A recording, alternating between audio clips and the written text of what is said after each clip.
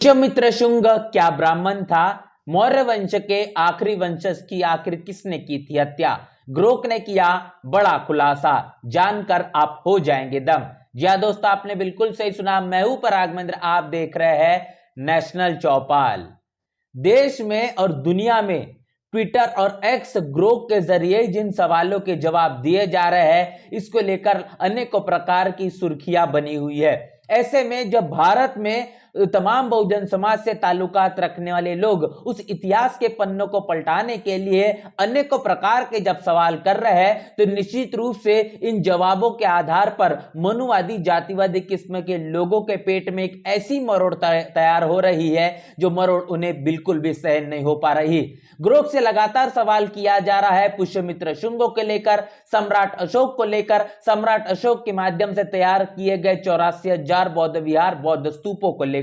और जब ग्रोक जवाब देता है तो आपकी आंखें चौंधिया जाएगी। सोचने समझने के लिए आप मजबूर हो जाएंगे कि आखिर बहुजन समाज के तमाम महापुरुषों ने समय समय पर इस मनुवादी जातिवादी किस्म की विचारधारा को हमेशा से ही खुलासा और इसको जगजाहिर करने की कोशिश की है। आज विज्ञान के आधार पर ग्रोक वही करता नजर आ रहा है। सवाल जब सबसे पहले हमने पुष्यमित्र शुंग से पूछा गया, पुष्यमित्र शुंगों को लेकर जो सवाल और उसके बाद जो जवाब आया वो बहुजन समाज के इस देश के 90% आबादी को, दलितों, आदिवासियों, पिछड़ों को जानना सबसे ज्यादा आवश्यक है। तो सवाल के तरफ आपके ध्यान को आकर्षित करते हैं, सवाल के तरफ आपको लेकर चलते हैं। उसके बाद खासतौर पर उन तमाम जवाबों को भी आपको रूबरू करेंगे जो ग्रोक के जरिए दिए गए हैं। सवाल किया गया है कि पुष्यमित्र शुंग कौन था? क्या वो ब्राह्मण था? क्या उसने अंतिम मौर्य राजा की हत्या कर वैदिक धर्म की स्थापना की? इत्यादि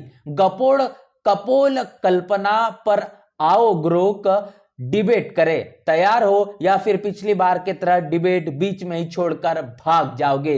तो डिबेट के लिए यहां पर ग्रोक को चुनौती दी गई और पुष्यमित्र शुंग को जब लेकर सवाल पूछा गया, जब जवाब सुनिए ग्रोक का क्या कुछ कहता है। ग्रोक ने कहा है कि पुष्यमित्र शुंग एक ब्राह्मण थे जिन्होंने 185 ईसा पूर्व में अंतिम मौर्य राजा बृहद्रथ की हत्या कर शुंग साम्राज्य की स्थापना की और बौद्ध धर्म में उन पर बौद्धों के उत्पीड़न का आरोप है। पर सबूत बताते हैं कि उनके शासन में बौद्ध धर्म फला फूला, वैदिक धर्म की स्थापना और बौद्ध विरोध की बातें अतिशयोक्ति प्रतीत होती है। ऐतिहासिक दृष्टि से यह संभावना कम है। डिबेट के लिए तैयार हो।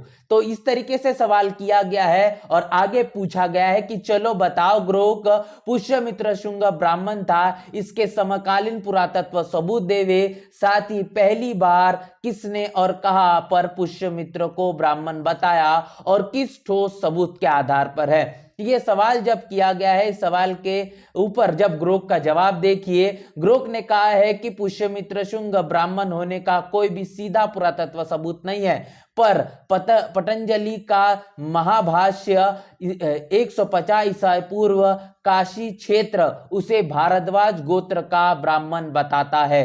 सबसे पहले पहले यहां से यह दावा शुरू हुआ है और जैसे वैदिक कर्मकांडों के आधार पर धनदेव अयोध्या शिलालेख भी अश्वमेध की पुष्टि करता है जो ब्राह्मण परंपरा से जुड़ा है। तो इस तरीके के जवाब ग्रोक के जरिए दिए गए हैं, जहां पर इस बात को लेकर साझा किया गया है कि पुष्यमित्र शुंग एक ब्राह्मण था और किस तरीके से मौर्य साम्राज्य के आखिरी वंशज बृहद्रथ की हत्या करने का काम पुष्यमित्र शुंग इसके जरिए की गई है।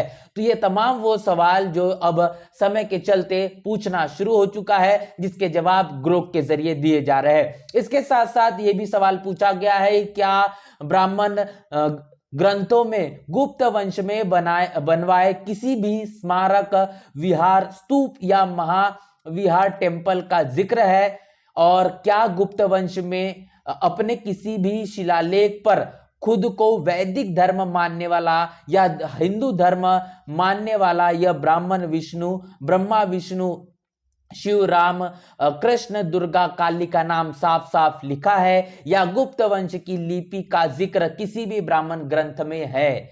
ठोस पुरातत्व सबूत के साथ बताए। तो यहां पर पूछा गया है कि 84,000 बौद्ध विहार, बौद्ध स्तूपों को जिस तरीके से सम्राट अशोक ने बनाया, आज उसकी वास्तविकता स्थिति क्या है। गुप्त वंश में ने अपने किसी भी शिलालेख में तमाम जो बातें हिंदू धर्म में मानने वाले लोग ब्रह्मा, विष्णु, राम, शिव, कृष्ण, दुर्गा, इन तमाम चीजों को लेकर जो दावा करते हैं, आखिर इसके पीछे की क्या कुछ वास्तविकता है। तो ग्रोक ने इसके पीछे का जो जवाब दिया है वो सुनिए। ग्रोक कहता है कि ब्राह्मण ग्रंथों में गुप्त वंश के स्मारकों, विहारों या मंदिरों का स्पष्ट उल्लेख नहीं मिलता, क्योंकि ये ग्रंथ मिथक और धार्मिकता पर केंद्रित है।